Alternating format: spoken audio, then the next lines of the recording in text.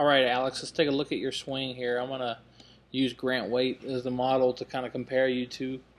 Notice how I've drawn a box that starts down around your ankles and extends up toward the top of your head. We're just going to kind of use that box as a frame of reference to see where your body center of mass is throughout the golf swing. First of all, your setup looks great. I wouldn't change anything about it. Feet flared out, knees rotated out, arms hanging straight down, nice forward-leaning shaft. Really good setup position here, so nice job with that. I'm just going to kind of go position by position. So P1 to P2.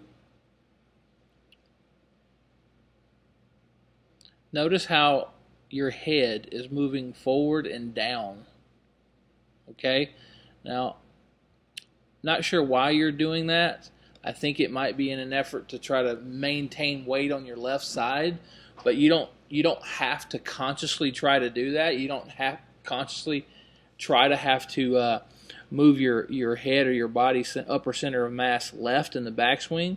It will naturally stay there if you have the correct lower body action, which is a straightening of the right knee and a flexing of the left knee, which you do. So nice job with that. Overall, not a bad position here. P2, if you look at Grant, there's a lot of similarities there. The amount of wrist cock that you've already gained. The only thing I just noticed is how much more stable his spine is. His head doesn't move at all. Your arms are in pretty much the same position. Your knees are changing flexion incrementally about the same. Overall, that's it's pretty solid. I think you have a tendency to turn your shoulders a tad too steep on the backswing. I'd like to see you turn them, and I very rarely ever give this advice to any player, but I'd like to see your shoulders turning a little bit more level instead of the left shoulder working so severely down. P2 to P3, not a whole lot changes here. Good amount of wrist cock here, loading number 2. Pretty solid comparison there. Where you get into trouble is from P3 to P4. So from right here, if you were just to turn your shoulders a little bit more and maintain your arms, this should pretty much be the top of your backswing right about here. But the problem is you continue and you keep going and you keep lifting your arms off of your body, and it pulls your head back. See that? So this lifting of your arms off of your body pulls your body's upper center of mass backwards, away from the target in this direction. Again, it's just that lifting of your arms off of your body, and we worked on that, and this is the before video here, so it's much better than this now. So just kind of want to let you see what's going on there. Getting Grant to the top. Here he is at P4. First move down for you, loading, compressing into that left side, really getting to your left side, arms dropping. But I want you to notice what's happening here. Your upper spine is starting to tilt back in this direction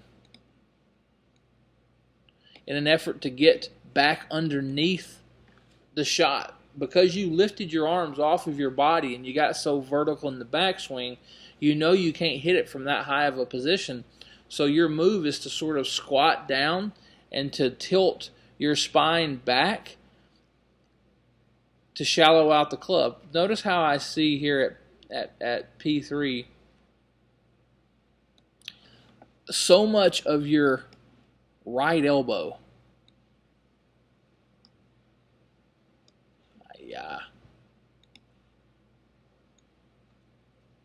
Do you see how I can see your right elbow underneath your left elbow? Well, that's because that's in an effort to lay the shaft down and to come from the inside. And it's all a byproduct of you lifting your arms off of your body at the top and getting in too high of a position. So from here, the problem is we're going to have too much rightward path. We're going to be too much underneath and swinging too much into out. And what that's going to do is it's going to cause our rate of closure to go up. You're going to have to be very aggressive with flipping your hands through impact in order to not lose the shot to the right. And that's visible with how See how severe you flip the club over here, your hands?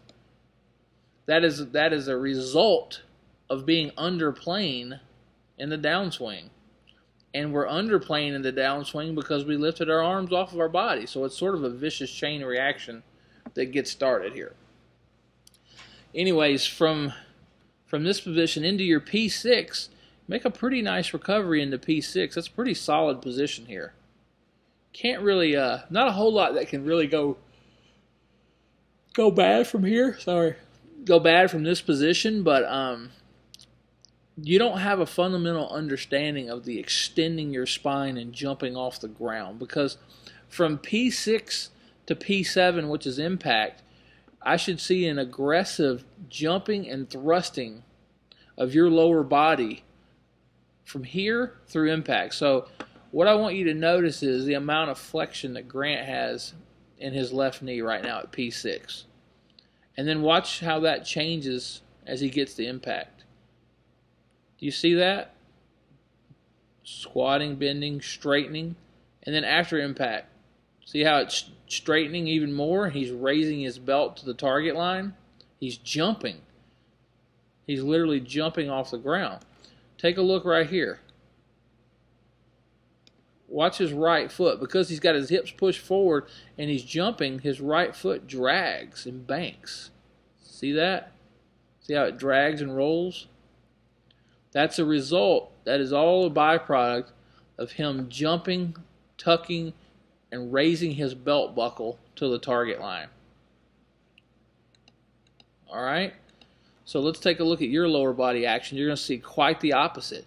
You're going to see your legs just lagging, no jumping, no tucking, no extending your spine, just more of a rotary spinning type of motion, and the hands are just flipping over.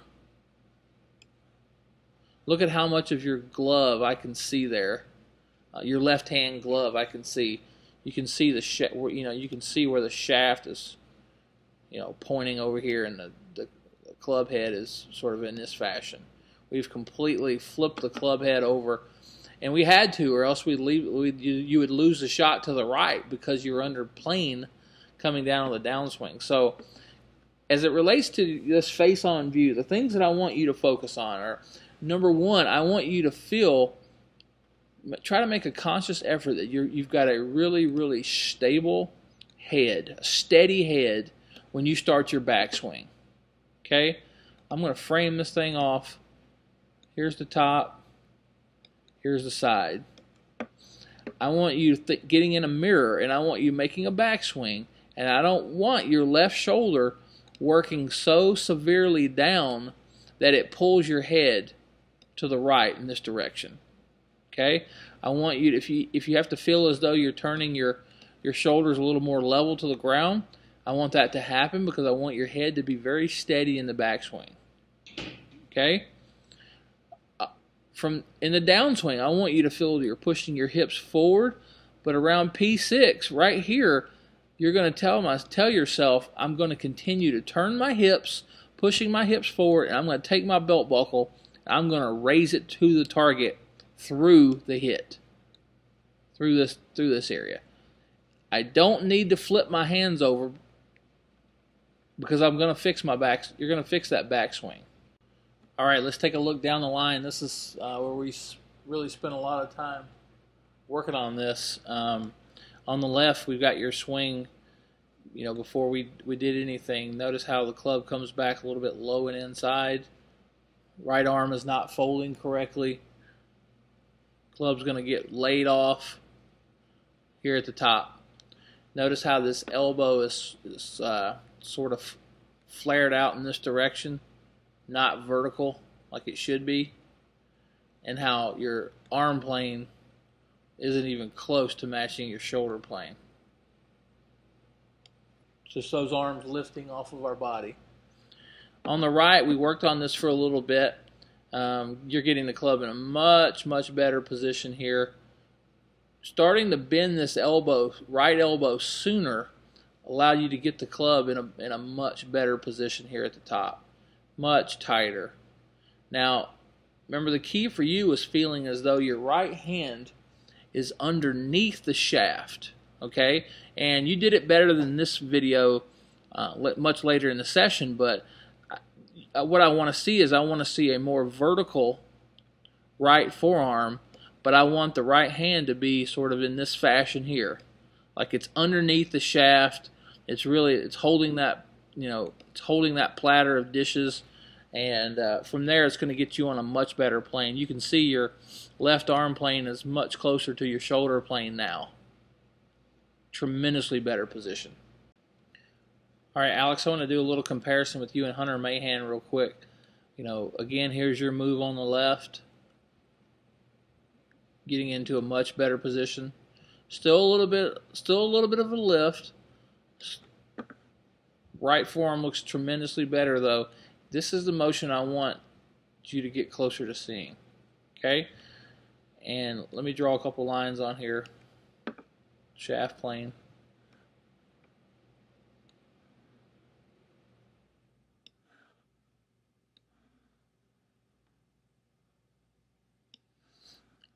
Alright, as he starts his takeaway, I want you to notice how the club head, his hands and the club head move up his shaft plane.